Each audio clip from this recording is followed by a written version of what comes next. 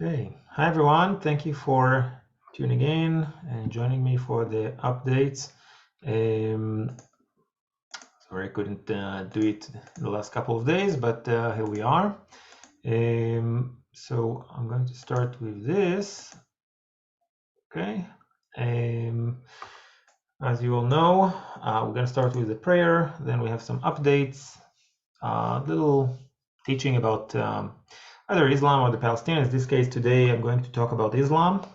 And then we'll have a Bible study. I hope you'll enjoy it. As you all know, Israel is already in the ground attack, deep into the ground attack, surrounding basically Gaza and attacking it. So we're praying for our brave soldiers to eradicate and destroy the evil that is in the city of Gaza and in the Gaza Strip, Hamas and its genocidal intents and ideology towards Israel. I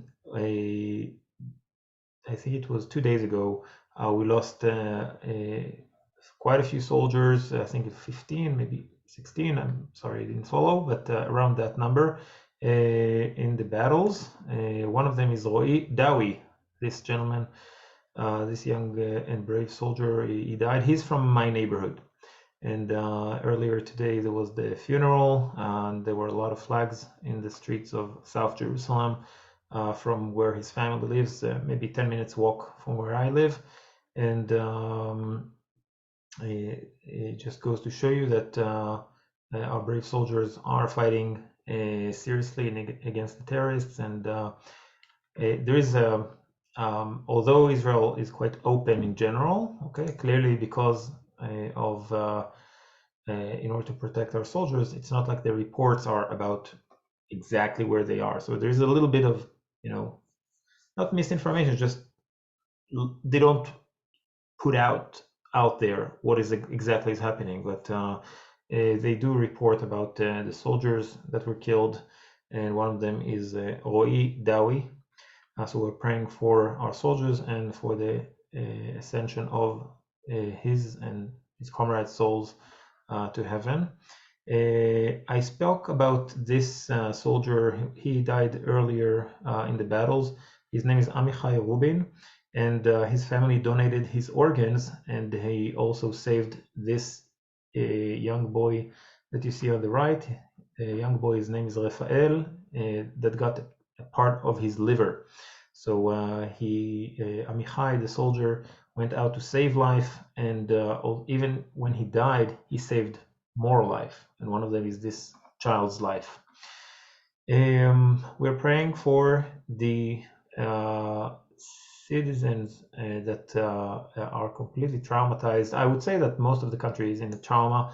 It's a national trauma, but some people experienced and they had near-death experience, like this woman. Her name is Irena. This is a photo from her dashboard as she ran through a junction that was attacked by terrorists, and this is from her dashboard camera. So we're praying for those who were injured and those who were maybe mentally injured and devastated by that, which is, I guess, most of the country, but definitely this woman. I want to bring up another victim of the terrorists. There are quite a few Arab Israelis that were killed in the attack. I'm not sure about the exact number, but I want to say it's around 30. And it's about 10 or 20 Arab Bedouins that are kidnapped into Gaza. But this gentleman is a little different. His name is Suhaib Razem, and this man is from East Jerusalem. He was a driver of a bus. He's from East Jerusalem. He's Arab Muslim, and he was a bus driver in that festival that took place, the music festival, and he was also executed by the terrorists, which is, you spoke to them in Arabic, explained that he's Muslim, it didn't help him. It just goes to show you the evil, how, like, this is our organization is beyond evil. There is something to say about the whole perception of jihad and killing even Muslims in it. It has a lot to do with a concept called takfir. Takfir meaning, it means in Arabic to point out a Muslim as an infidel.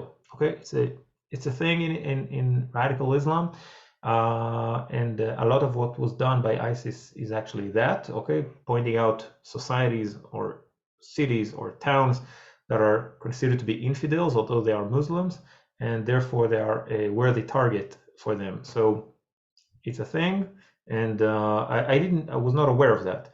I knew about the Bedouins. I didn't know about the East Jerusalem guy that you see here that was killed. This just came up recently, and I thought this is just goes to show you how dark these people are.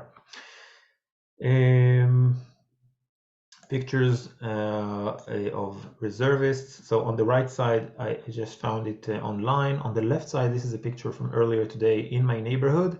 I've seen quite a few, but this one was quite cute. You see the reservists coming back from home after a week, 2 weeks, I don't know. They're coming for usually 12 to 24 hours, and then they go back to their unit.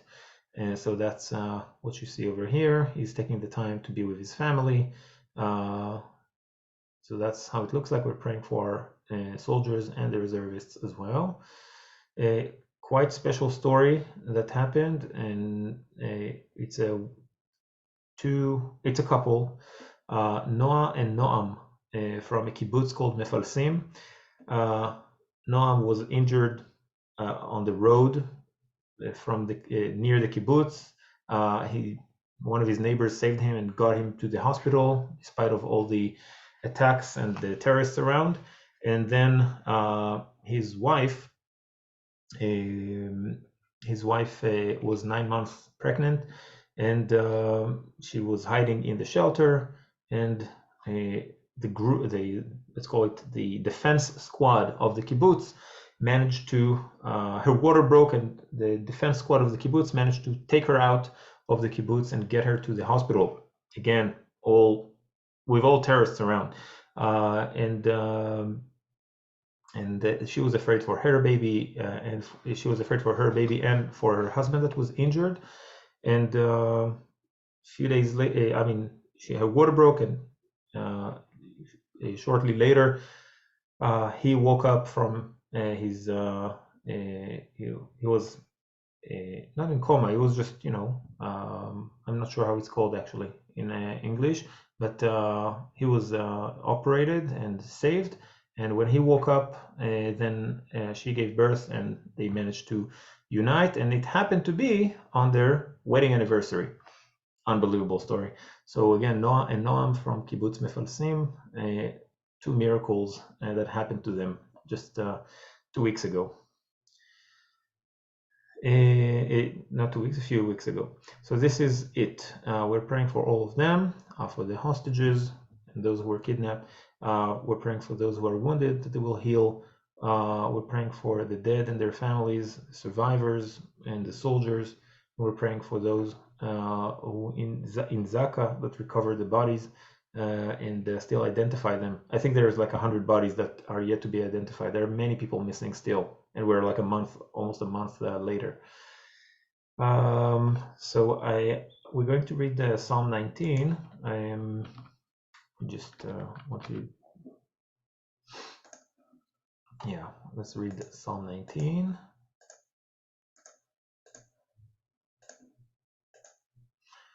Okay.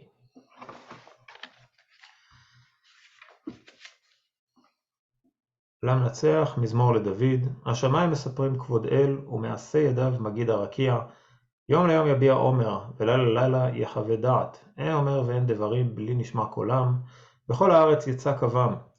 ובקצה תבל מיליהם, לשמש שם אוהל בהם, והוא כחתן יוצא מחופתו, יסיס כגיבור לרוץ אורח, מקצה השמיים מוצאו, ותקופתו על כסותם, ואין נסתר מחמתו. תורת אדוני תמימה משיבת נפש, עדות אדוני נאמנה מחכימת פתי, פיקודי אדוני ישרים משמחי לב, מצוות אדוני ברא מאירת עיניים, יראת אדוני טהורה עומדת לעד.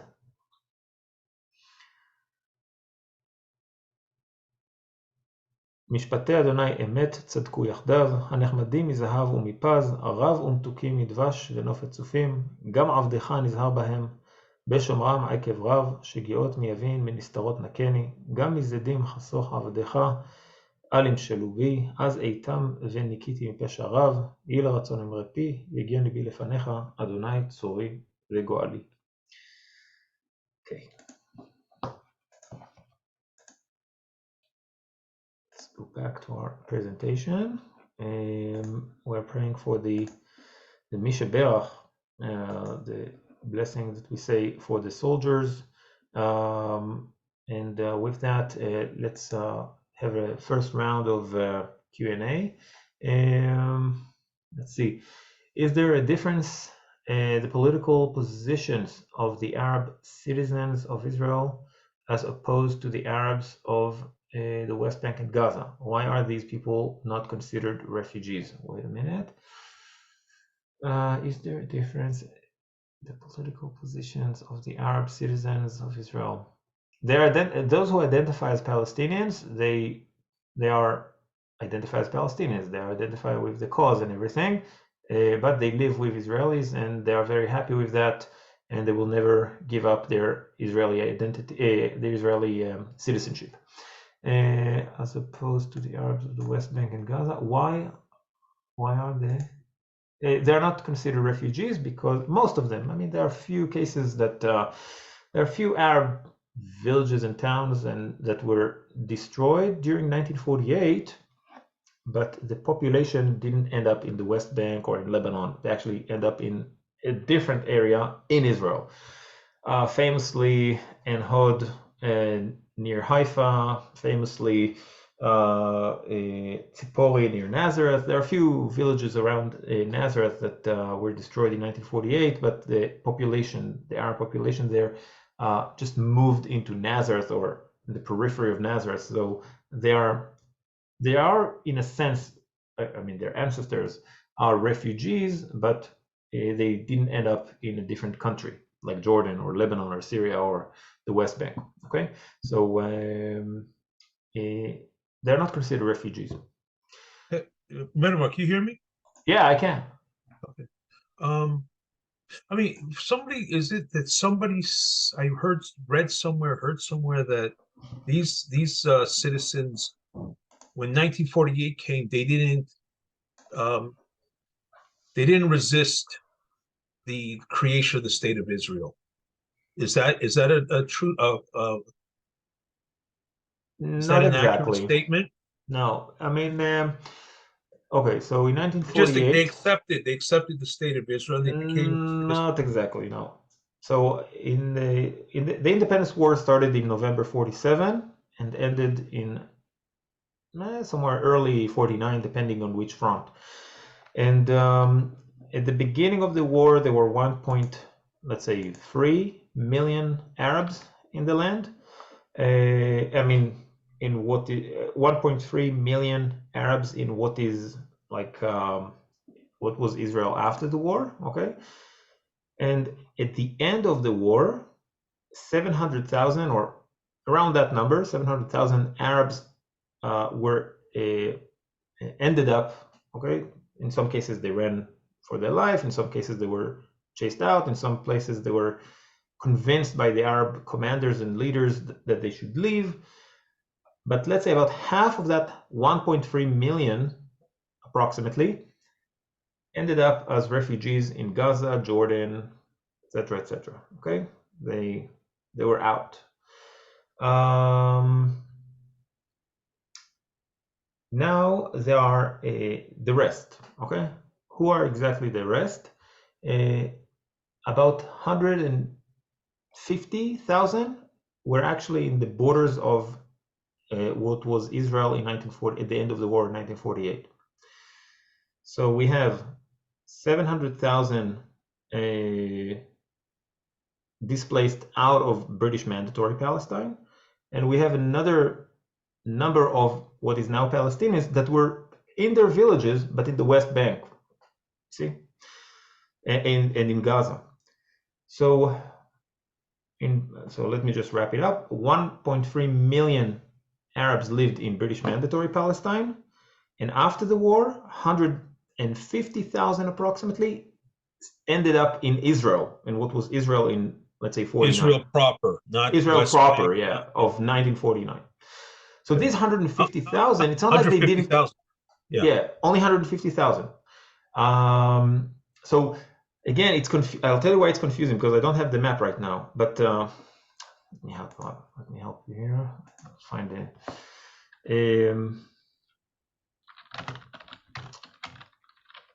I'm taking just a random map. I'm not sure what I'm going to find right now. Let me see. Yeah. So this, of course, it's a, let's call it a propaganda map, but I'll use it. I'll use it anyway. There are so many things to say about what I'm going to show you now, but I'll just use it anyway. But just to illustrate, okay? This is a propaganda map of the Palestinians, how they lost land, as if there was a Palestine in this area. Forget it, okay? But what I want to focus here is this, okay? I want to focus on this one, on map 3, let's say, okay? So at the end of 1948, there were 150,000 in Israel, the white areas, okay? So in the Galilee, the coastline, different cities like Haifa, a little bit, Jaffa, a little bit, all that, okay? So 150,000, but within British Mandatory Palestine, there were still, I don't know, like 700,000 Arabs. The rest of them, 600,000, 650, there are all kinds of numbers depending on who you're trusting, but it has to be around that number, ended up in Lebanon, Syria, and Jordan, okay? Some of them are actually in Transjordan. So that's how it looked like at the end of the war. So you're asking about, again, the Arabs that lived in Israel and now they are citizens and their descendants. It's not accurate that they didn't resist. It's not accurate. I mean, I can give you an example of specific villages here and there, like Abu Ghosh near Jerusalem, quite famously. Some of them were expelled, but some of them actually stayed and did not resist the Israelis. For their reasons, I know the politics of it, but for whatever reasons, they stayed here. And some, as I said, some Arabs were moved from one village to another village, but still within that white area. Okay, and there are examples in the mountains of Jerusalem. There are examples of that in the Galilee. Okay, so I hope I answered your question, James. Yeah, I'm sorry. I have one more question. I don't want to dominate the Gaza in this map, 1946. It doesn't delineate where Gaza is, but it's a propaganda map. Okay, so it's this map is the one here, the one 1946. Yeah. So I'm saying what you see here is propaganda. You don't see propaganda from the Palestinian side, the Arab side. Yes. Okay. So, but the question I have, Itamar, is how densely populated was the Gaza Strip then? 150,000 approximately in 48. And today it's 2 million. Yes. Why is it so much? Is because so many refugees. Palestinians ended up in Gaza as refugees. I think after the war there were about 300,000 or 400,000 Arabs living in the Gaza Strip under military regime of the Egyptians. Yes. Okay, and then from 3 or whatever, somewhere between 300,000 and 400,000 sounds about right. In 1948, the population grew. And it just grew naturally. It wasn't that there were more refugees or no refugees. After 48, no. That's because the population in Gaza, about big... half of it, more than half of it, like 2/3 of it, are descendants of refugees, something like that. 2/3. Well, that's a problem. It's more than 50% for sure. I want to say it's closer to 60%. All right. Okay. Thank Good. you. Welcome. Any other questions, guys? Anything else you want to express before the updates? Feel absolutely free. Okay. Again, at any point, feel free to write on the chat, or if you want to open the microphone, feel free. So I'm going through the updates. This is an AI generated picture, Iron Man, you see that?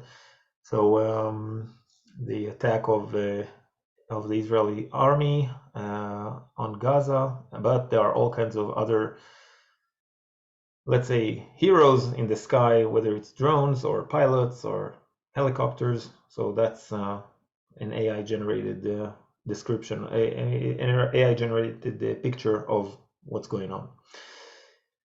The weddings continue.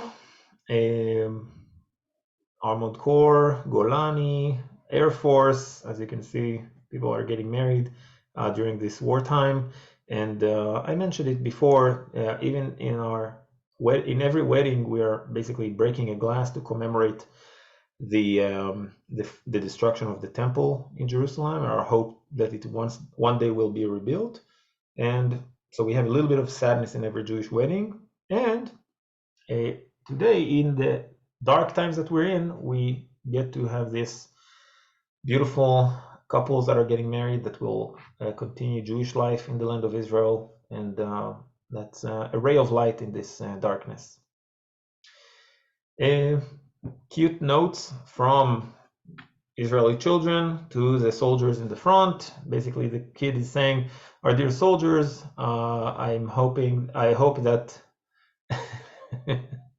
I hope that aliens will come and bring robots with you that will replace you in the battlefield and that you'll retire. But until then, I'm very happy that you're keeping us or you're guarding us, basically." So it's very cute. And with a lot of misspells, and it's very cute. The kibbutz of Nir Oz, which was one of the kibbutzes that got hit the most during the atrocities of October 7th. 27 of the kibbutz members were killed. 74 of the kibbutz members were kidnapped into Gaza. So a quarter of the kibbutz, of like around 400 people, are defined as kidnapped or killed, which is, and basically the people of the kibbutz is third of those who were kidnapped. So Nir Oz really got hit the hardest, pretty much. Be'eri and Nir Oz are just devastated. Be'eri, I think there are more casualties, actually. So although they wrote this letter to the kibbutz Nir Oz, they wrote this letter to Yaron Finkelman, which is the general that is in charge of the Southern Command in Israel, which is in charge basically on the borders with Gaza and Egypt and some parts of Jordan, actually, the southern part of the border with Jordan. And they basically want to strengthen him. They're basically saying, although we are devastated, although there's a lack of trust in the army that was supposed to keep us, we want you to know that even in this time of despair, we want to strengthen you. We want to encourage you to just forget about that part and just focus on protecting Israel and protecting the soldier inside in the front lines. And we'll have time later to meet you, and you can participate in our grief. So right now, focus on the war. They try to basically ease the burden, the emotional burden, on the commanders that basically failed and admitted they failed. Many commanders and generals admitted that we failed, whether it's the chief of staff or the commander of the Southern Front. Or the Southern Command, and the commander of the intelligence corps. They all admitted they completely failed, but right now there's still, the focus is on the war, and they want to encourage them, which is an amazing letter, I must say, just amazing how powerful and how noble these people are. There are talks about ceasefire. I will get to that later in our let's say, when I'll talk about Islam and ceasefires. Okay, we'll talk about it later. But at the moment in Israel, the sentiment is that there is no ceasefire. Forget about it. Israelis they don't want to hear about it. So if you'll hear it in protests and all that, no chance. I mean, as far as Israel is concerned, again, I don't know what's going to happen in higher levels, how hard America will push and all that. I don't know. But I can tell you the sentiment, reflecting to you the sentiment in Israel. There is no chance Israelis will agree for. I mean, the public, not the the leaders of Israel. Israelis are not interested in ceasefire. They want to see Hamas crushed, and they want the hostages back and maximum pressure on Hamas in Gaza. So this is quite interesting thing that I saw. It says "do not stop," or it's "you mustn't stop," okay, in Hebrew. But notice that the graphic is pointing 7.10, which is the Hebrew for. I mean, that's how we write the dates in Israel. It's basically October 7th. Okay, October 7th, but the entire word here is asul. Asul means you must not. So again, it was very interesting to see that. Wait, just once again, yeah. Okay, so again, just trying to express this sentiment in Israel. So I'm going to show you now a place that I went earlier today. It's just a cute place for a little playground, kind of for toddlers. And in the entrance to it, there is this poem by a very famous Israeli poet. Her name is Leah Goldberg, and it says I'm translating. There are many beautiful things in the world: trees and flowers, people and views, and those who have open eyes can see 100 of wonderful things at least every day. Okay. Again, this optimistic nature of Israelis in general. So that's the entrance to a kindergarten. Now I want to get you a little bit, I guess, to my head, but also to Israelis' head, I think, during this time, and how we are trying to be careful with language these days in a way. So what you see here is the toddlers playing, including my baby.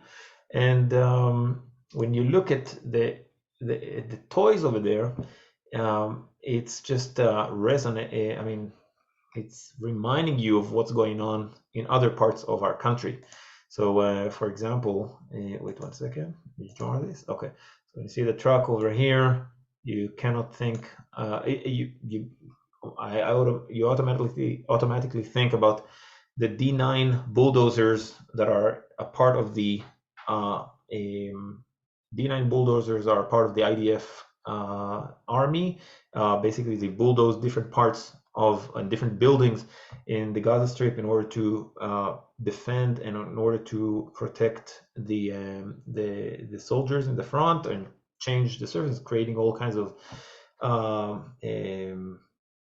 sand hills in some cases in order so that people could have better positions in a way. So that's just an innocent truck, just a toy, but it just reminds me of that. Over here you can see this cute tunnel, but you cannot help yourself but think about the tunnels in Gaza where those who are kidnapped are held, the hostages are held. Building a house out of these big Lego bricks, and automatically you think about the kibbutzes that were ruined and how they will have to rebuild all their houses. And bowls pool, I'm not sure how it's called in English, but these bowls pool. In Hebrew, the word for bullets and balls is the same word. And when you think about it, just it's really painful. You don't want to throw it. You just don't want to have this connotation when your children are playing there. So it's very difficult to just be around this and not think about the war. Okay. So again, trying to get you into at least my thoughts about the situation, how I experience it. But I'm sure many other people are sharing that, and I saw also reservists with their toddlers in this little playground, I guess. Okay, I'm watching CNN. There is a major bombing attack going on into northern Gaza right now. Okay, let's see.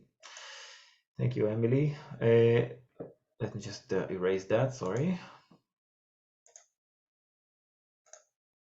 Okay, so in Jerusalem, but also in other places, there are different municipalities and regional councils. They are basically making sure that there are defense squads in different villages and towns and neighborhoods in different cities, including, this is in Jerusalem, what you see here.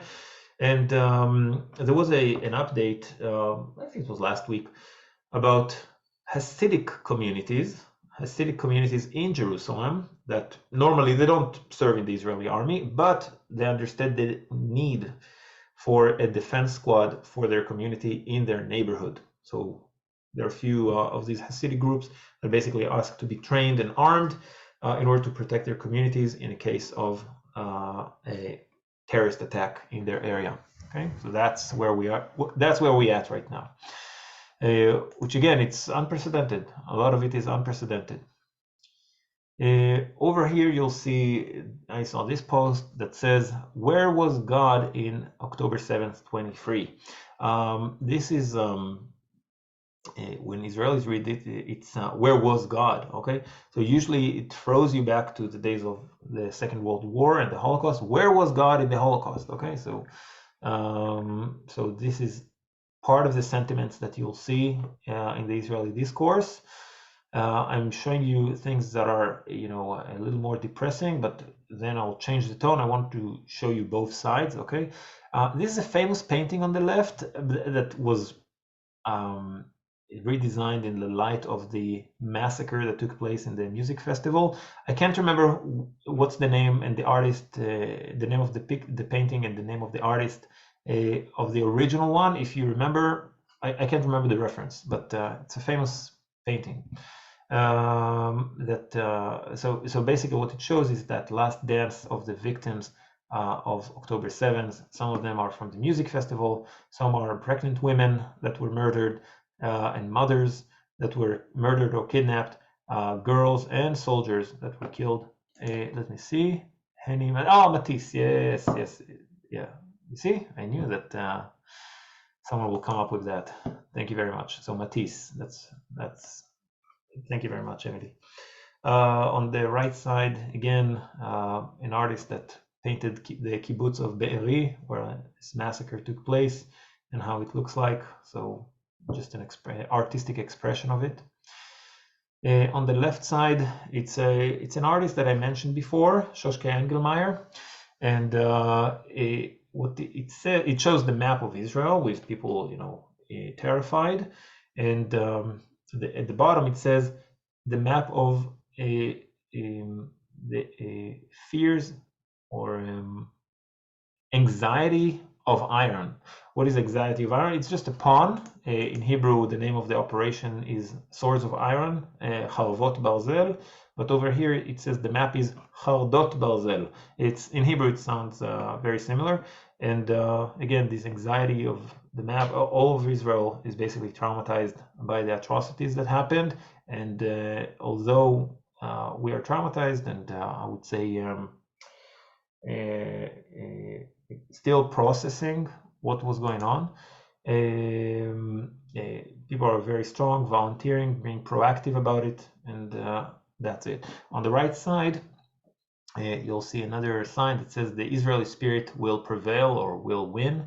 It's an organization, it's a new organization actually that was that just started this last few months in the light of the divide the political divide in the Israeli society due to the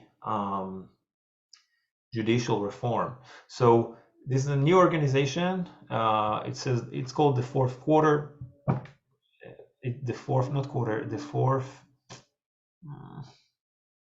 Forget it.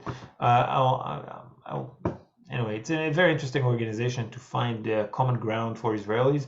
It started again because of the judicial reform, and now it has this banner: the Israeli spirit will prevail. Okay. Let's continue. Again, to lift up the morale, farms that are basically selling eggs printed Am Yisrael Chai on the eggs. So keep in the fridge or keep outside the fridge until November 11th, or if it's in the fridge, even to the 11th of December. But the funny and interesting part is that they printed Am Yisrael Chai, the people of Israel is alive on the top, again, to encourage people and to lift up the morale. Interesting post that I saw earlier, again, just to show you the change, I would say, in the spirit of Israel after quite a few months of political divide. This guy is writing that he's gay, but Chabad, Hasidic person that encourage people to pray and to put tefillin on. Tefillin is these straps that you see here with the boxes. If you're not familiar with it, it's part of our morning prayer. He's basically this Hasidic guy managed to convince this guy this gay person to put the tefillin, because he blessed me and he blessed my child and he blessed my husband, and for free love. Free love has a different connotation in English, I know, but in Hebrew it means it's a love that is it's solidarity and love between the different parts of Israel despite of our difference. Okay, so the translation would be free love, but it means completely different thing in the Israeli context. For free love, again, I always say yes. Which was a very interesting moment. Again, this gay person just sharing his moment. He was so nice to me that I had to accept that. Okay, a poem by this lady, Shire Mika, I'm not sure. It says, "The silence of those who thought that will stand with us is louder than the screams that we knew coming from the people who hate us, or people that want bad things or wish bad things for us." So I'm kind of referring now to the situation of Jews in the diaspora that are really suffering tremendous amount of threat and intimidation and bullying and feeling unsafe altogether, and there is disappointment, I guess, to these Jews from those who thought they're friends, they will stand with them, and I must say I'm very worried about the situation that is going on in the diaspora in different parts of the world. So I want you to think about it. If you can reach out to Jews around you, Jewish communities around you, and if you're Jewish, then to reach out to other communities around you that and ask for their support and ask them to be vocal. Otherwise, those who scream loud enough and swear the people of Israel and call for genocide, they will just take over. So we really need to stand up for our values during these dark times. I spoke about her many times. Hagit, my friend that was killed near Kibbutz Be'eri. So one of the places where she worked commemorates her just at the entrance in the lobby. And the organization where she was a teacher, but she also worked in it's called the National Center for Research and Development of Teachers in the education system, basically.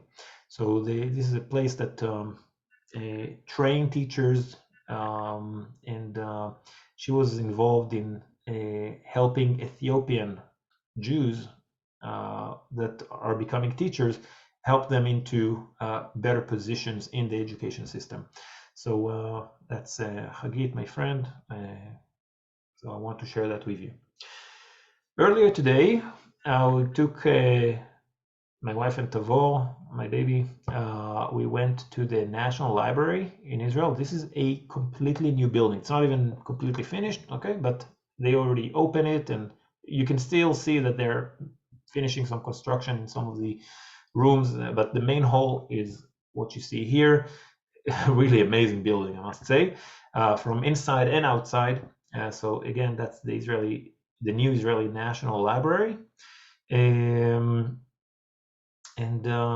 I met quite a few friends over there, people that are writing their PhD or people that just came to visit and to see the new thing. It just opened recently, maybe like a week ago. open to the public, I mean. In order you see people sitting and studying, yes, there is war, but there's also more things that we need to focus on. Knowledge, the knowledge of God. Some people that I met writing their PhD in the rabbinic literature, the Talmud. Some others are, they came to study about Islam. It was very interesting. And I want to show you a picture that I took over there, which is just normal Israel, really. What you see here on the left is we have quite a few official languages, but the dominant ones are Hebrew, Arabic, and English.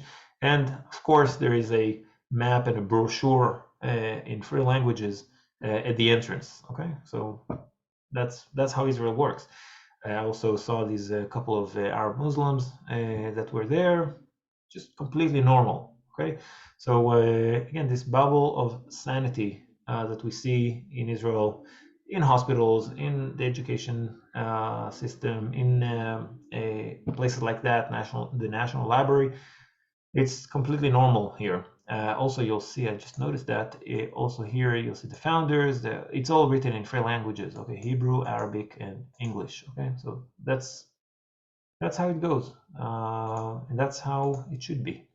So again, just want to share this thing with you. Also, super farms, Arabs working everywhere. Like, we meet them all the time. My good friends, I speak with them almost every Friday, checking on them. Arabs that I work with for many years. So that's completely normal. And people reject. You can see that they reject this idea of the terror attack by Hamas. This is something that I have to dig deeper into it to understand it, but this is a shop of Arabs that opened in what we call the German colony in Israel, in Jerusalem, the German colony, and for some reason they closed. Now, they were selling all kinds of sweets, baklava, knafe, all kinds of Arab sweets in the German colony, and I tend to say that they closed after the war started. Okay, and I will have to confirm that, but I didn't notice, and I go there pretty frequently to the German colony. I didn't notice that they're closed before that. So I wonder if it's because of the war or because it didn't work well. Or maybe it's both. We don't know, but that's quite different thing that I saw earlier in a place that I go very often, again, the German colony. And I thought I'll share this with you. And I wonder what was the motivation of them to close. I'll also say that in a different note now, there is this common mistake that people sometimes say. I hear that. I hear that in Israel. I hear it abroad. People that say that poverty leads to terrorism. Okay? Poverty leads to terrorism. And it's actually quite the reverse. Terrorism leads to poverty. Okay? If you'll go to the Gaza Strip, if you hear about testimonials about the Gaza Strip in the 70s, 80s, 90s even, it was quite prosperous after 67. Okay? More economy, people worked in Israel, it was doing pretty well. And then the first Intifada broke, and later the suicide bombers, and later the second Intifada, and then it just went downhill, once Hamas took over in 2007. And now, I mean, forget it, like Gaza Strip is completely destroyed. So, and this is just one example, the Gaza Strip. Same goes with, terrorists that were involved. Every place that terror groups are, taking root, basically becomes obliterated and just poverty everywhere. So we always have to remember, again, and I don't know the case of this shop, okay? I don't know for sure. What I do know is that it's closed right now, and I do have a feeling that it has to do with the war, but I have to confirm that. I will also say that workers that used to come from the West Bank into Israel, they cannot come right now. I mean, there's still Israel still prevents that because we still want to stabilize the situation in the West Bank. So these workers from the West Bank, Palestinian workers from the West Bank that worked in Israel, and we're talking about more than 100,000 people, all of a sudden they cannot work. They don't get paid. Okay, so why is that? Again, because of Hamas, because of the terror attacks. I hope it won't deteriorate to that, but the relationship between Israelis and Arabs, it's not the same. It won't be the same. Sometimes it will be one less smile a day, and in some cases it will be people getting their job, losing their job. Why? Because maybe they expressed sympathy to our enemies, and the Jewish the Jewish employer doesn't want to have, terrorist sympathizers in his operation or in his office. So these are the kind of things that are, it's not the actual war, but it's equally important the way I see it, because it just changes the fabric of the society. So I thought I'll bring it up. And again, I don't know exactly the story of this shop, but I thought this will be a trigger to explain something about the economy and the economic price of terrorism and this genocidal ideology and mentality. Okay. The West, what's going on there?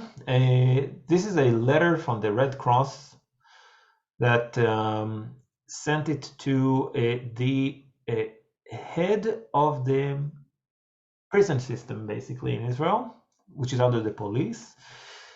She sent it, and she's asking that commander of the prisons, including the Hamas prisoners in Israel, to make sure that they follow the Geneva agreements and protocol and all the rest, okay, and don't prevent them any food, don't harm them.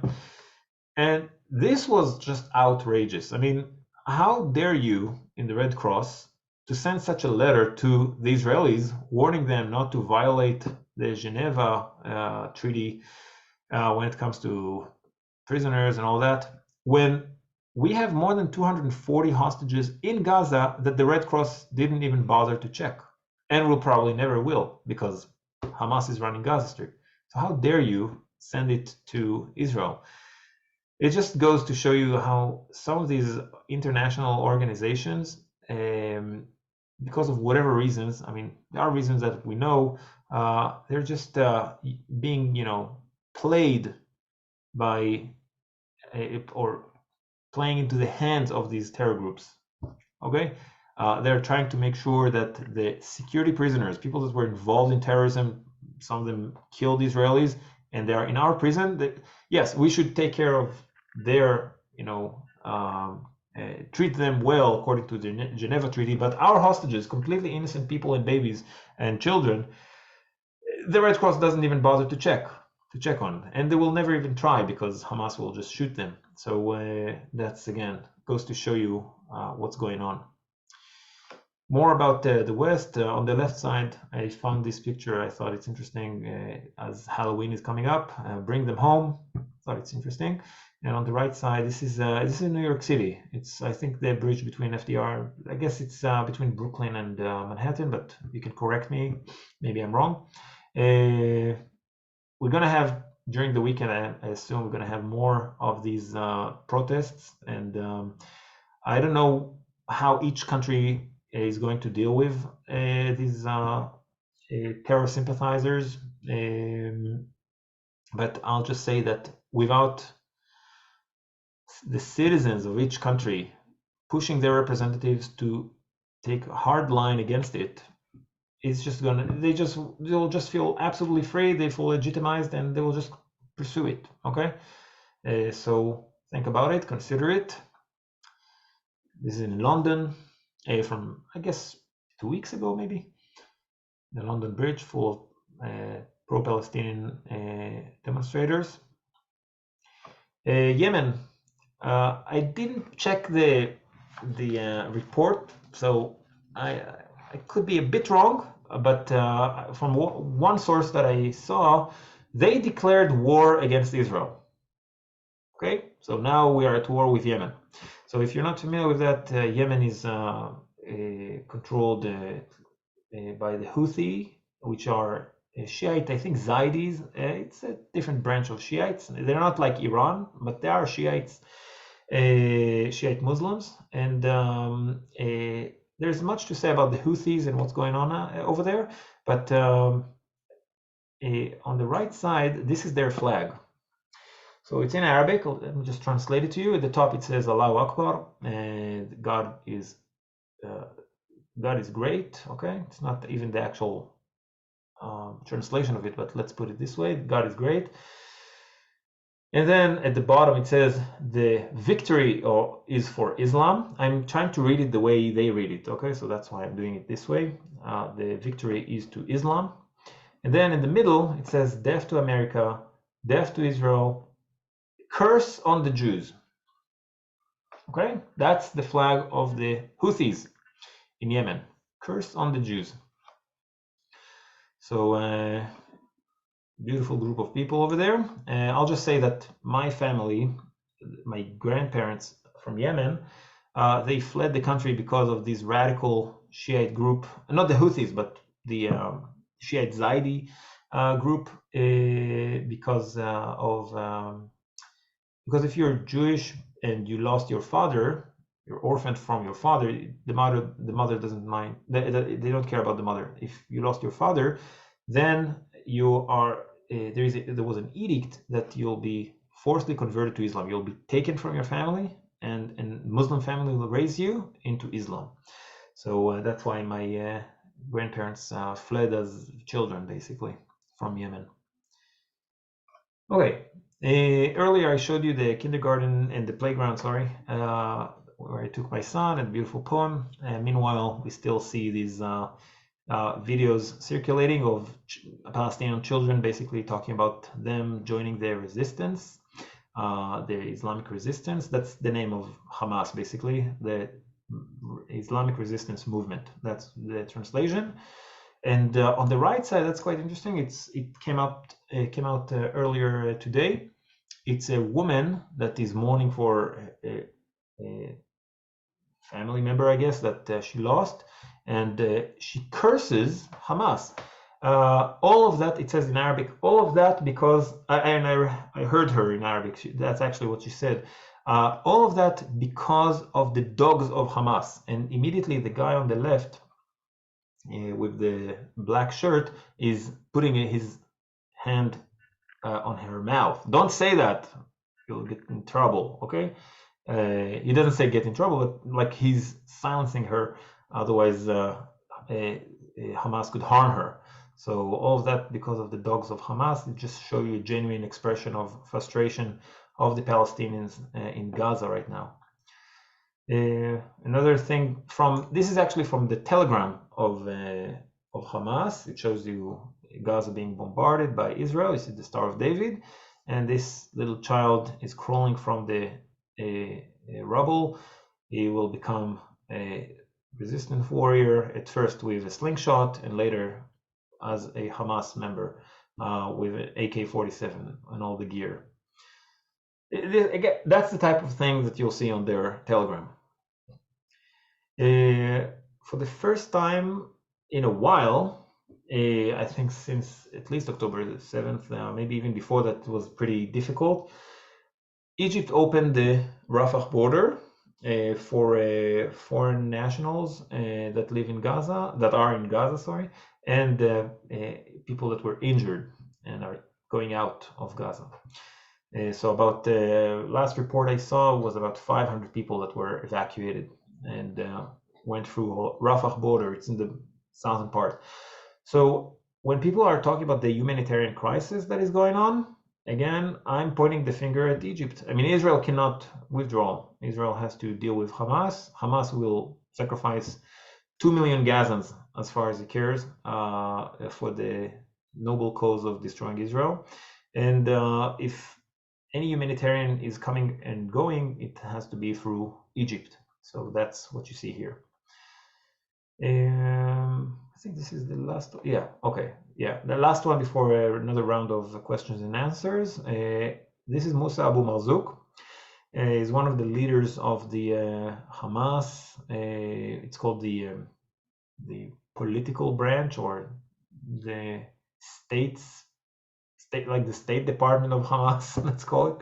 But he's up there. He's very up there, very much up there. And I learned today, I didn't know that before that, Musab al-Marzouk, one of these leaders of Hamas, he never set his foot in Gaza, ever. Which I thought is fascinating, that the leadership is just sacrificing their own people, they don't care about them, and they are in Qatar and in Lebanon and Turkey and other places directing and orchestrating all these war efforts against Israel with the heavy price for their own people. Now, what was shocking in this little interview, and I highly recommend you to follow Memory. Memory is, they're just translating all kinds of pieces from the Arab media and Persian media. And one of the things, amazing, shocking things that actually he said, and I have the video actually on my YouTube on the playlist that I sent you. He says that the civilians are the responsibility of the United Nations. It's not even our business. We are here to fight Israel. It was just unreal. So again, it shows you the mentality and the mindset of these people. Okay, so this is it. That was the updates. A little longer. What can I say? I couldn't share with you updates for 2 days, so things got piling up here. So if there are any questions at this point, you're most welcome. Then I want to share with you a few minutes about a concept in Islam that you should know of, and a short Bible study. So feel again free to open the microphone. So if you want to write on the chat.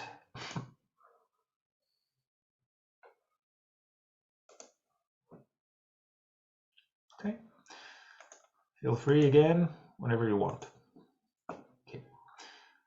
So what I'm going to show you now, I want to talk about the Treaty of Hudaybiyyah shortly, and then I want to show you how it's implemented in by the Palestinians in their, let's say, a relationship with Israel. Okay, let's put it this way. So the Treaty of Hudaybiyyah took place in 628 in the beginning of Islam by Prophet Muhammad himself. He understood that he's in the moment of weakness in his war between him and his followers, the early Muslims, which were based in a place called Yathrib, which is today Medina. I mean, it's called Medina today. It's in Saudi Arabia. So Yathrib was an oasis where Prophet Muhammad lived. But Prophet Muhammad is from Mecca. But he was expelled because of his prophecy, basically, in 622, which is the beginning of the, let's say, the Hijri calendar. The Hijri counting, the Muslim counting of the years starts at that Hijra, this immigration of Prophet Muhammad from Mecca to Medina. So 6 years after he left Mecca, he wanted to maybe attack it. There are all kinds of interpretations for that, but he understood that he's too weak. He cannot prevail. He cannot defeat the Meccans, which were, again, they were idol worshippers at that point. So he signed a treaty with them called the Treaty of Hudaybiyyah. The Treaty of Hudaybiyyah was meant to last for about 10 years. I think the actual number is 9 years, 9 months, 9 days, if I remember correctly. And it was signed for, again, about 10 years of ceasefire between the infidels or the idol worshippers of Mecca and Muhammad and his companions and followers. During these 10 years, Muhammad managed to become stronger. He attacked another Jewish, I'm not sure if it's an oasis or a town, called Khaybar. Okay, again, very famous in the early days of Islam and the relationship between the early Muslims and the Jews. He basically killed many Jews over there. And 2 years after this Treaty of Hudaybiyyah, Muhammad broke this treaty and attacked Mecca. No, he didn't wait 10 years, he waited just 2 years, and then he broke this ceasefire. So this whole concept of Hudaybiyyah Treaty is just every Muslim know about it. It's like basic terminology in Islam. When you sign a Treaty Hudaybiyyah, or you say, yes, I signed a peace agreement with the infidels, okay? It's a Hudaybiyyah agreement, not a big deal. Don't take it too seriously. When we're strong, we'll attack. So because of the expansionist nature of Islam, they have to take over more territories, more land, convert more people. You fundamentally cannot agree to have peace agreement like forever. It doesn't exist. This concept doesn't exist. Because you have to bring the entire world under Islam. So there is, okay, if the interest of the Islamic nation is to stop the war, deal with your own problems, strengthen yourself, arm yourself, whatever, or wait for an opportunity that the enemy will be weakened, okay, so you're allowed to sign these kind of agreements. But you don't really think of them as peace agreements. You just think of them as ceasefire. And naturally, when you look at agreements with non-Muslims as ceasefire, the fire will resume ultimately. So I want to give you a specific example of how Yasser Arafat looked at thought of the Oslo Peace Accord that was signed in 1993. Okay, the Oslo Peace Accord is between the government of Israel under Yitzhak Rabin and Yasser Arafat, which was the head of the PLO, the Palestinian Liberation Organization. So let's take a look at this. I have to share it with sound. Okay, you're gonna hear Arafat speaking. September 93, they signed the Oslo Peace Accord. This is May. This is not even a year. Okay, this is like 8 months after the Oslo Peace Accord was signed, and it's called the Johannesburg speech. So you can look up Johannesburg speech Yasser Arafat. You'll see what I'm talking about. But let's just hear that.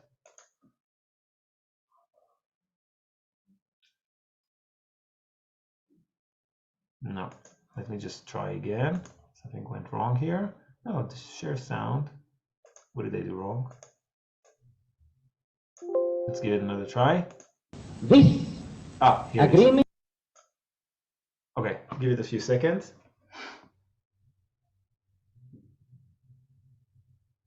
This agreement, I'm not considering it more than the agreement which had been signed between our Prophet Muhammad and Quraysh.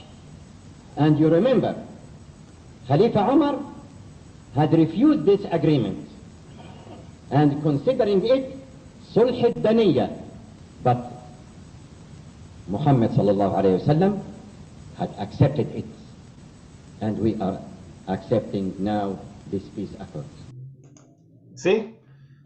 So, what is it, 9 months after the Oslo Peace Accord was signed, Arafat is openly saying, not even in Arabic, it's in English. He's saying that it's just Hudaybiyyah agreement for me. Okay? So I'm not taking it very seriously. So when we're talking about ceasefire, they have all kinds of names for that. Hudna, Tahdi'a, there are all kinds of names for that. But essentially, they mean that let's stop shooting right now because it's not comfortable for us. It's not for the interest of the Islamic nation. And we'll just have some ceasefire, and whenever it fits us, we'll attack again. So that's one of the reasons why Israelis are completely against that, because if they are asking for ceasefire, that's the one thing that we must not give them. See? So again, just want to give you the context of that. Are there many reserves being called up? 360,000, more or less. Okay, let's continue to. I mean, if there are any questions, you're most welcome. If not, then I want to talk about. I'll move to the Bible study. So let me know if you have any thoughts. Okay, feel free again. Write on the chat. Open the microphone. Not a problem. Okay, so I wanted to talk about a strange story that is going on in the book of Judges and how it's connected later to the book of Samuel. It's a story of an Israeli civil war. During this last 10 months in Israel, we really experienced not civil war, but it was really there was a lot of tension, political tension in the air. Okay, I never thought it would actually be violent. It was not violent, okay, but I never thought it's going to be really violent. But still, there was a lot of tension, a lot of bad energy, polarization, if you call it. And what I'm going to talk about now is an actual civil war that was going on between the tribes of Israel in the days of the Judges. So in the book of Judges, there is a story about a man from the tribe of Levi that dwelled within the tribe of Ephraim. He was a tough man. His concubine misbehaved or maybe even cheated him. Okay, it's hard to tell. And she escaped to her father in Bethlehem. And then this Levite guy is going to Bethlehem. After a few days of, his father-in-law was kind of like holding him in Bethlehem.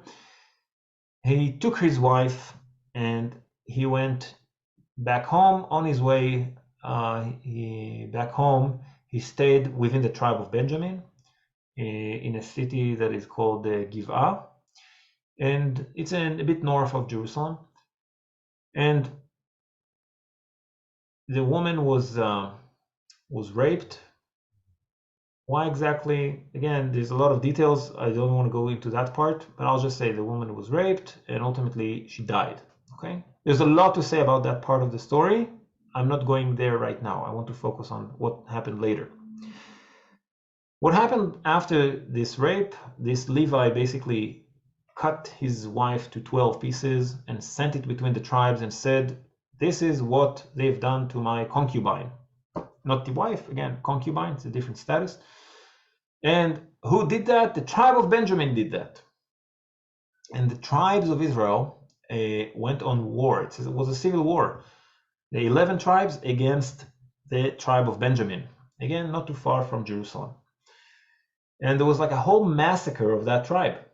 Again, that civil war. And 400 of the tribe of Benjamin left, 400 men. And now we're getting to the aftermath. Okay, so now there was this civil war. The tribe of Benjamin was almost wiped. And let's go. Let's see what it says.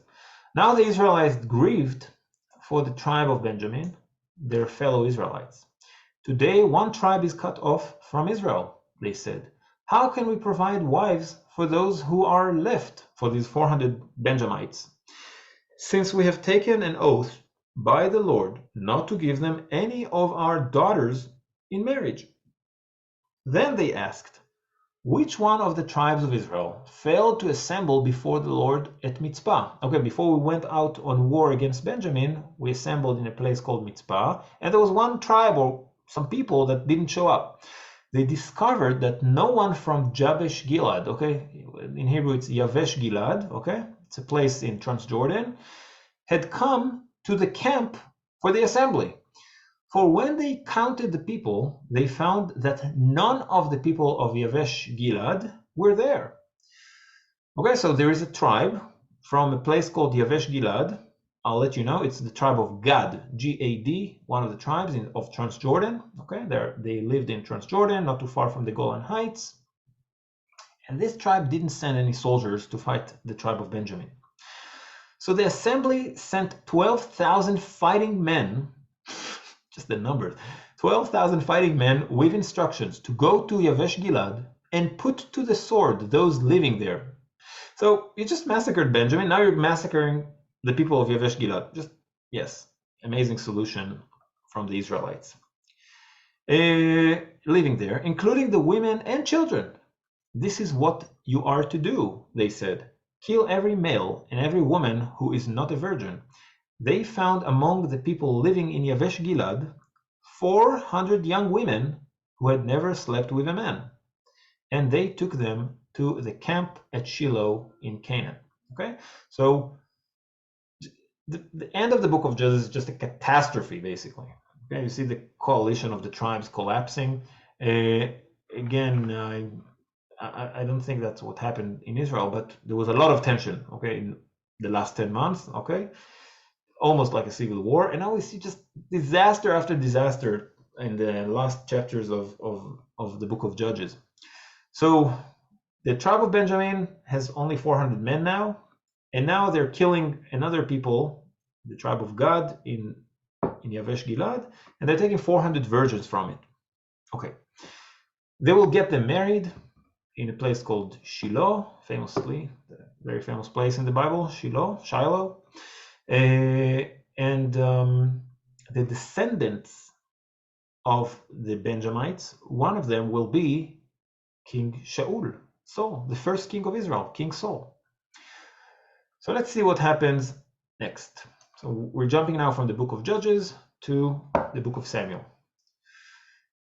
Nahash the Ammonite went up and besieged Jabesh Gilead, that same place where they took the virgins, okay? Now they are attacked by the Nahash the Ammonites. Nahash, by the way, in Hebrew means serpent, but that's the name of the king of the Ammonites. His name is Serpent.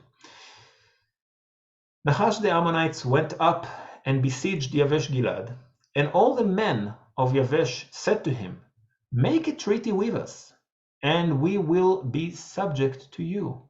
They live in the periphery of Israel, in Jabesh Gilead. They live on the border. They are pretty much in danger by the surroundings. And they say, let's have a treaty.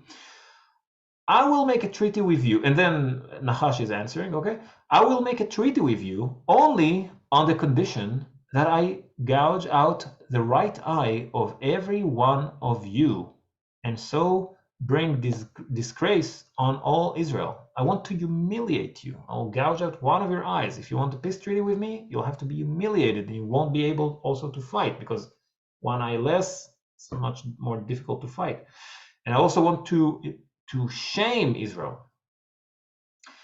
The elders of Jabesh said to him, "Give us 7 days, so we can send messengers throughout Israel. If no one comes to rescue us, we will surrender to you." Again, it goes to show you that the coalition of the tribes is in a very bad place. Okay? Yes, Shaul was anointed. He's now going to be the king of Israel, but still the tribes are not really united, and the tribe that is in the periphery of Israel is abused now almost by the Ammonites. Okay. I'm reading in verse 4. When the messengers came to Giva is the name of the town of Shaul, Giva of Shaul, and reported these terms to the people, they all wept aloud. Just then Saul was returning from the fields behind his oxen, and he asked, "What is wrong with everyone? Why are they weeping?" Then they repeated to him what the men of Jabesh had said. Okay, so now King Shaul has a massive problem. Number one, the coalition of the tribes is not very solid. Okay, he now has to show leadership and unite the tribes in order to help that tribe in the periphery of Israel in the Gilead. Okay, and number two, the people of Gilead are his family. See, because again, Shaul was born from the Benjamites that survived, these 400 men, and women, virgins, from Jabesh Gilead. So he had some family and emotional connection to that place. So what did he do? He takes an ox, cut him to 12 pieces, sent between the tribes, and says, everyone must join my army now, because we have to save the people of Gilead. So he managed to unite them. I remind you that the concubine that was cut to 12 pieces, and now the ox is being cut to 12 pieces. So there's like an attempt to compensate of what happened, and now the tribes are joining forces in order to save the people of Jabesh. in a way, I must say, it resonates with things that happened in Israel. Again, this almost civil war that was going on reminded me of the days of the book of Judges, chapter 20, 21. And now it's time to unite because we have an enemy that humiliated us and made all these atrocities on the Israelis, inflicted all these atrocities. And now we have to unite. Now we have to. So in a way, it's not like history repeats itself. I mean, yes, but also no. Okay, there are things that are the same, but also other things that are not the same. But the point is that we were divided, and now we have to unite because our enemies constantly remind Israel, not just now, but also in the past, they remind Israel that they are one tribe, that they are one kingdom.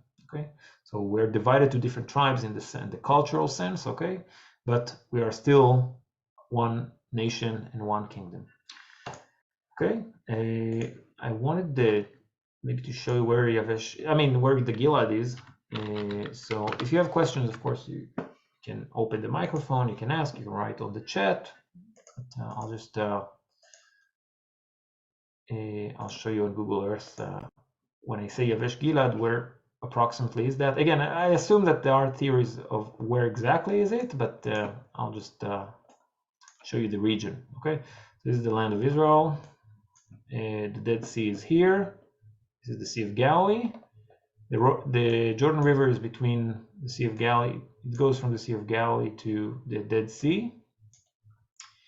And Gilead is this area, the area that you see over here in Transjordan. That's the area. So there is, let me just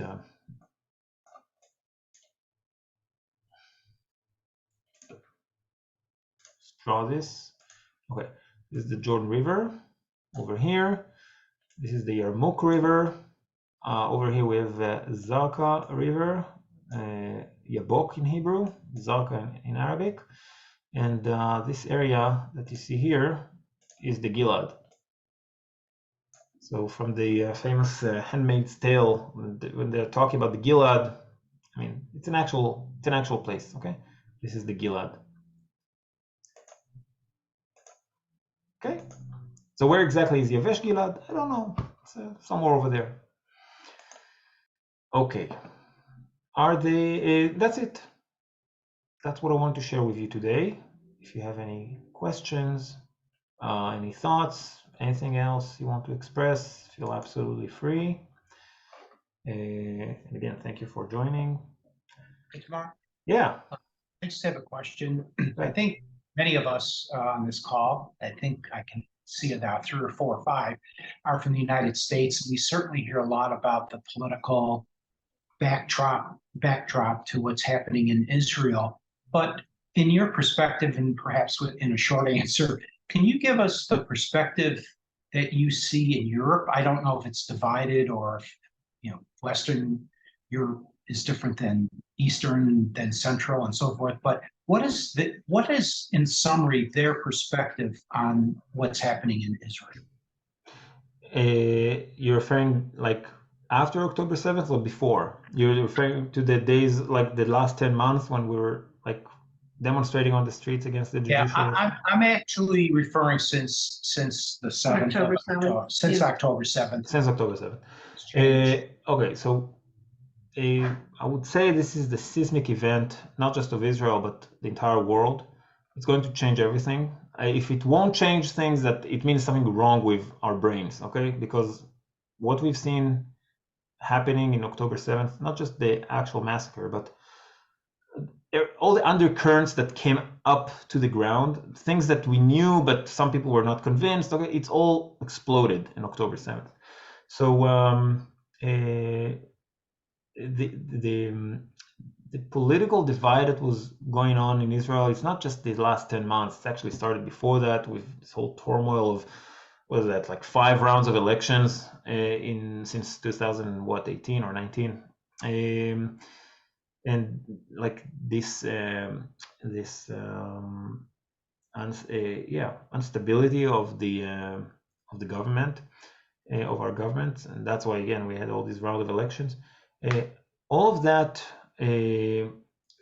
disappeared in face of this national catastrophe. So again, hundreds of thousands of reservists showed up within, 48 hours. Testimonials of absolute heroism of soldiers. Some of them were killed, some of them were injured, some of them survived in the face of the terrorists' attack. And the spirit of helping, volunteering, supporting of the entire nation from all walks of life, it doesn't matter which one, everyone is now joining the war effort to help each other, to help those who were evacuated, to help the wives of the reservists, to help the people in the front lines. Like everyone is like focusing now on helping their brothers and sisters around. And it just crosses all camps and political divides. Like no one cares now about that. Everyone is focused on, making sure everyone has what he needs and help as much as they can. So I like through my presentations, I showed you many examples for that, and that's what I'm trying to keep doing. Okay, just to give you a sense of what it feels like to be in Israel right now. So I hope it answers your question. Maybe there is another nuance that I didn't address, but I mentioned it in the past that there's a lot of anger towards the government and towards Netanyahu and towards whatnot. I mean, again, they completely failed, and the failure is not just because of that specific day. There was a paradigm failure of how to deal with Gaza, and this paradigm failure is about I want to say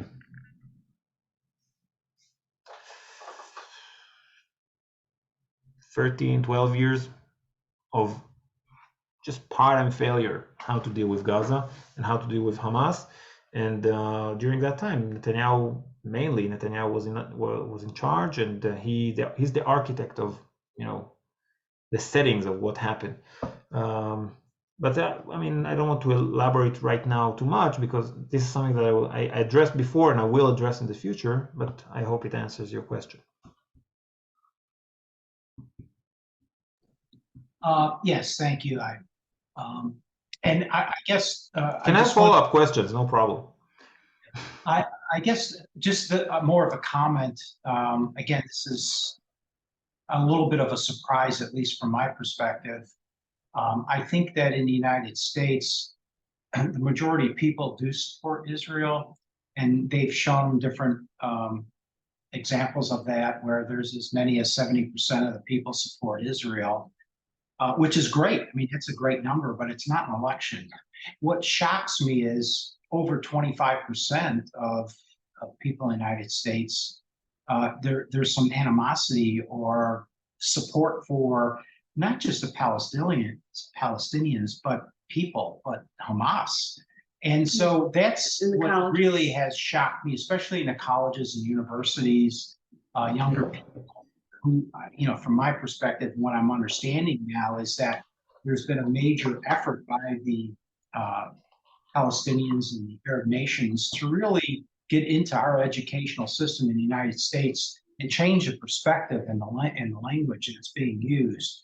So it really kind of surprised me that there were that many. I'm sure I would have guessed that there were some. If someone asked me before this event, is there anyone that's more for the Palestinians and Hamas than for Israel? I may have guessed 10, 15%, but 25+%, that absolutely shocks me. So I just share that because I think it's, again, it'll be interesting to see what really filters out and what ends up happening down the road. And I don't mean a week or a month or how this war ends, but just how, like you said, this is going to really reshape thinking and yes. how think about not just Israel, but really about politics around the world and who you're going to support and who you aren't. Obviously, we support God, but the point is it's just interesting to see how this is all unfolding. Yeah, look, I I mentioned it before, it's a seismic event because the war in Gaza is a clash of civilizations. It's not a local war. It's not Armenian and Azerbaijani fighting on Nagorno-Karabakh. Okay, it's not that. It's not a Thai expelling, what is that, 800,000 Muslims from, I think, from the north to the south. I'm not sure. But I mean, these are the type of conflicts with much more, people involved, like 800,000 refugees, Muslim refugees in Thailand. No one seems to care. The whole thing is that the clash of civilization the conflict that we see now, it's a clash of civilization. It's Islam and the West. It's not me saying that, it's them saying that. Okay, it's for them, Israel is a colonialist conspiracy. It's an imperial conspiracy of the West. They sent the Jews to be the spearhead of their cultural attack on us in the heart of Islam in the Middle East. And this is just one take of it. Al-Qaeda, for example, the full name of Al-Qaeda? I don't know if you ever checked that. Al-Qaeda's full name is the Islamic Front Against the Crusaders and their Jewish allies. Okay, that's the actual name of Al-Qaeda. So that's how they view it. Okay, and we don't. I mean, not Israelis, but I guess in the West is lack of historical perspective. For some reason, I'm not sure why and how it started, but it seems like history starts at, I don't know, the 19th century or something like that, in the age of imperialism, of Western imperialism. And Jews definitely don't share this sense of history. Muslims definitely don't share this sense of history. Both, both groups have a much long, like the time frame that we're looking at, and it is much wider. I'm giving you examples from the Bible, because this is like 3,000 years ago, and I live it, okay? And the Muslims are the same. They look at the days of the Crusaders, they look at the early days of Islam. What can we learn from Prophet Muhammad? How he treated the Quraysh. Quraysh is the infidel, the tribe of he's from the tribe of Quraysh originally, the Prophet Muhammad, but the rest of Quraysh, the rest of the tribe was idol worshippers. So this is the type of history they live. They live it. They think of it. This is what guides them. So the clash of civilizations that we're experiencing here is going to, you'll feel the vibrations all over the world, including the college campuses that were, this whole indoctrination of, it's called intersectionalism, of the coalition of the oppressed, basically, that includes I guess the black people, I guess women, LGBT, all of that. Okay, all of a sudden they found another member of their coalition, which is the Palestinians and the Palestinian cause. It's not an accident. It has a lot to do with Cold War mindset. It has a lot to do with Soviet type of thinking, how to attack the West culturally in order to change its institutions. So these are, I'm just giving you headlines, but that's how it got there, you see? So yeah, I mean, the point now is that how can you deal with it? I mean, the institutions are filled with, from the professors down to their college students, people that have this, it's called the red-green coalition, the red, which is communist, okay, but all these different communist ideas or different Marxist ideas, to be more accurate, plus the green, which is the Islamic ideas and ideology. So how can you deal with that?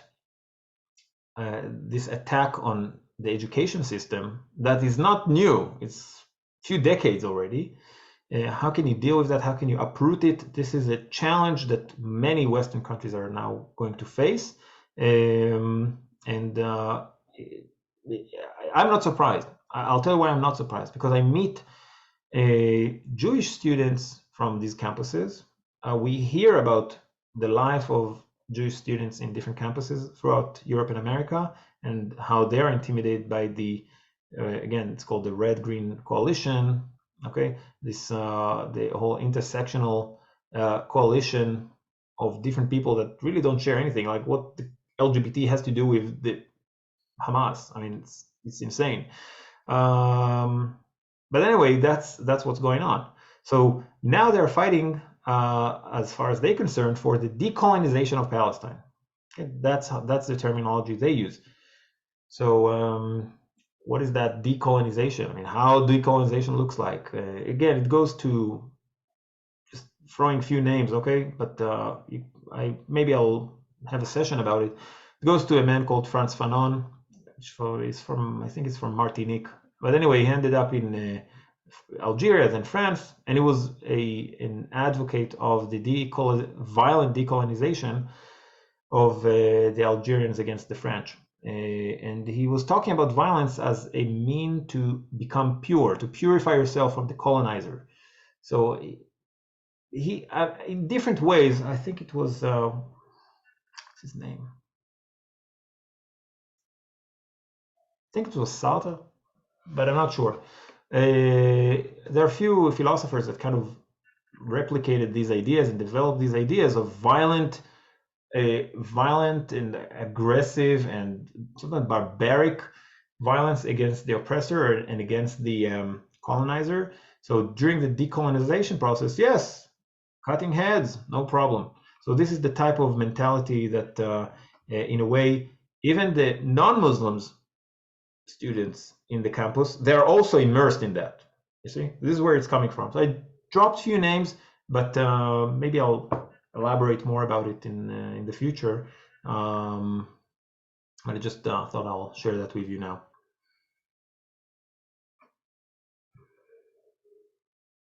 Thank you.